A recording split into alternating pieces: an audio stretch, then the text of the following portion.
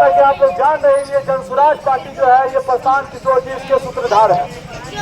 और प्रशांत किशोर जी जो है, ये 3 साल से बिहार के गली में, गांव में घूम घूम करके लोगों से मिल रहे हैं। जब उन्होंने देखा मिलते जुलते हुए कि लोग आज भी गली कूची से, हर घर से पलायन हुआ है, लोग बाहर जा रहे हैं कमाने के लिए। और बाहर जब वो जाते हैं कमाने के लिए, तो सिर्फ कमाने के लिए नहीं जाते हैं, उन पे वो अत्याचार भी वहाँ पर होता है। भाषा के नाम पे उसको मारा जाता है, मराठी के नाम पे मारा जाता है, गुजराती भाषा के नाम पे मारा जाता है, उड़िया भाषा के नाम पे मारा जाता है। और फिर वही लोग आते हैं जात के नाम पे बिहार में वोट डालते हैं। ट्रेन में भर करके, बाथरूम में भर करके, ट्रेन में लटक करके जाते हैं और फिर आकर के जात के नाम पे वोट डालते हैं। तो भाई उसके बाद कहते हैं कि विकास नहीं हुआ। तो आपको समझना होगा, ये जनसुराज जो पार्टी है, ये जनता के लिए पार्टी बनाई गई है। प्रशांत किशोर जी ने बनाया है। इनको मुखिया बनने का शौक नहीं है। इनके पास तो इतनी दौलत है, चाहे तो ऊँचा ना हेलीकॉप्टर में दिन भर घूमे, एसी में रहे। ये एक साल का करोड़ों रुपए देते हैं, मगर ये गली कूची में, धूप में, ठंड में, बारिश में भीग करके जनता के बीच जा रहे हैं। जनता के मसले को सुन रहे हैं, सोच रहे हैं ये कैसे हल होगा। तो सबने कहा कि भाई हल होगा जब आप एक प्लेटफॉर्म तैयार कीजिएगा, एक पार्टी तैयार कीजिएगा और जनता के लिए हित की पार्टी होगी। तब इन्होंने ये जनता के हित के लिए जनसुराज बनाया। जनसुराज का मतलब है जनता को सुंदर राज कैसे बिहार में स्थापित हो। और ये जात धर्म की बात नहीं करते, ये हिंदू मुसलमान की बात नहीं करते, ये मंदिर मस्जिद की बात नहीं करते, ये जनता की बात करती है, बिहार की बात करते हैं और बिहारियों की बात करते हैं। और इनका विजन है, हम लोग जैसा कि जानते हैं 35 साल से बिहार की राजनीति जात धर्म के नाम पर घूम रही है। यादव है तो यादव को वोट दे रहा, पासवान है तो पासवान को वोट दे रहा, मल्ला है तो मल्ला को वोट दे रहा, कोई कुछ है तो उसको वोट दे रहा और खुश है उसको वोट दे करके, चाहे उसका काम हो चाहे नहीं हो।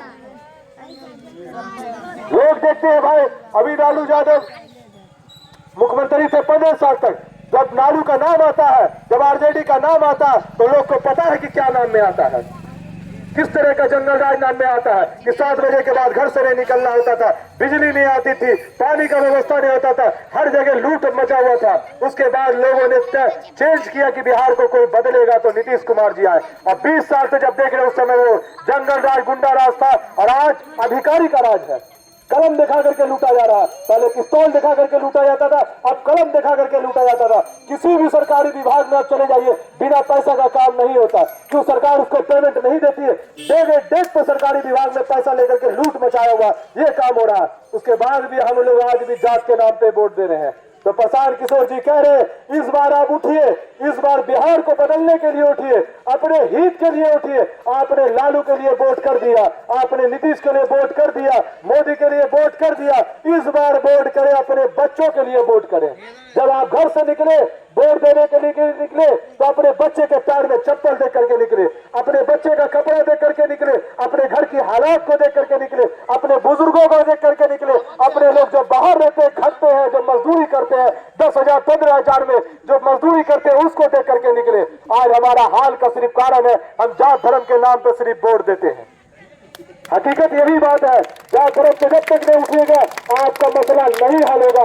आज देखिए 1965 में तमिलनाडु और बिहार एक जैसा था। 1965 की बात बता रहे, तमिलनाडु और बिहार एक जैसा था।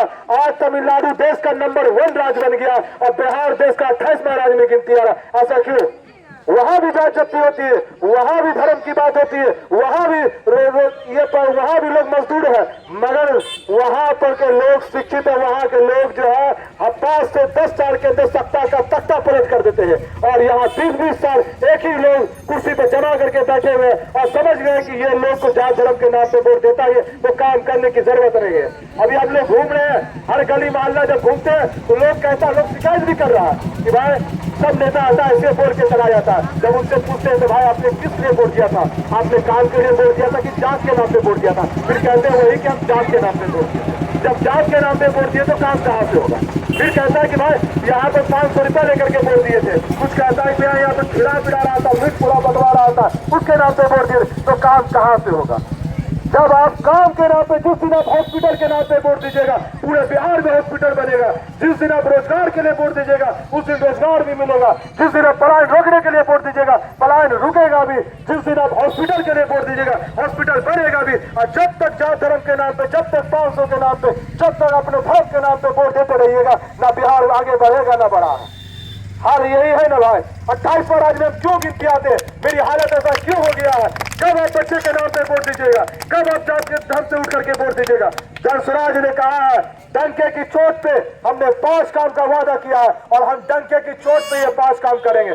सबसे पहला काम, मेरी सरकार अगर आती है, जनता की सरकार अगर आती है, तो सबसे पहला काम हम पलायन को रोकने का काम करेंगे, क्योंकि पलायन सबसे बड़ा मुद्दा है।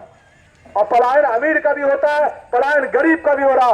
गरीब का बच्चा बाहर कमाने के लिए जा रहा और अमीर का बच्चा बाहर पढ़ने के लिए जा रहा। मतलब यहाँ काम की भी व्यवस्था नहीं है और स्कूल कॉलेज की भी सही से व्यवस्था नहीं है और हॉस्पिटल की भी। आज लोग देखिए, आज आप अगर बीमार पड़ते हैं तो आपका बेहतर तरीके से बिहार में इलाज हो नहीं सकता है। आपको तमिलनाडु जाना पड़ता है, मुंबई जाना पड़ता है, दिल्ली जाना पड़ता है, इलाज के लिए भी जाना पड़ता है। जब सब चीज के लिए हम वहां जाते हैं तो बोर्ड फिर यहाँ क्यों देते हैं?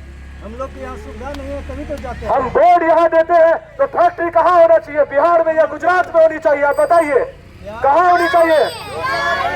बिहार में होनी चाहिए ना। अच्छा इंटरनेशनल स्कूल, अच्छी पढ़ाई की व्यवस्था यहाँ होनी चाहिए या बिहार से बाहर होनी चाहिए? यहाँ अच्छी हॉस्पिटल की व्यवस्था होनी चाहिए या बिहार से बाहर होनी चाहिए?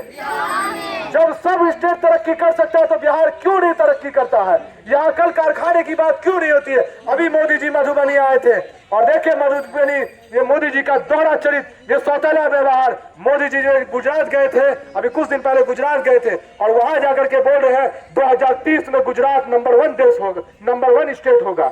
और वो कह रहे हैं कि 2035 तक